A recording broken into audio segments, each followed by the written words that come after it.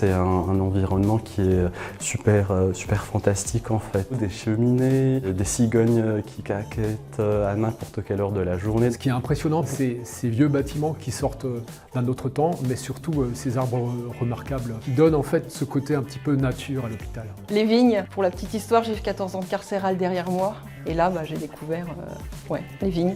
Souvent, je vais faire de la marche nordique avec les jeunes. Et en fait, souvent, ils s'imaginent qu'on va monter au Markstein dans les Vosges quand il y a de la neige pour faire, alors que pas du tout. On le pratique au sein même du parc, au sein du CH. C'est l'impression de travailler dans un grand studio, dans un musée en fait. Je pense que ce qui m'a le plus marqué au niveau de l'hôpital quand je suis arrivé, c'est il y avait une visite d'accueil pour tous les nouveaux internes, mais même en fait tous les nouveaux agents du CH, quel que soit leur poste, donc médical ou non. J'ai juste le souvenir du premier jour où je suis arrivé. Je connaissais personne, j'arrive toujours un peu inquiet, stressé. Donc il y avait vraiment cette envie d'inclure dans quelque chose de collectif. Et au final, j'étais super bien accueilli, tout le monde savait que je venais, connaissait mon prénom. Donc j'étais assez épatée des différents dispositifs qu'il y avait, certaines catégories de professionnels qui travaillaient avec nous que je n'avais pas croisées par le passé, donc pourtant plusieurs centres hospitaliers que j'avais fait. Ça m'a fait une vraie bouffée d'oxygène quand je suis arrivé. Puis se rendre compte à quel point en fait le CH en soi était presque un petit village avec sa propre autonomie. On avait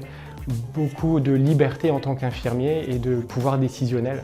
Et ça c'est un peu déroutant au début, mais c'est super positif et c'est très valorisant.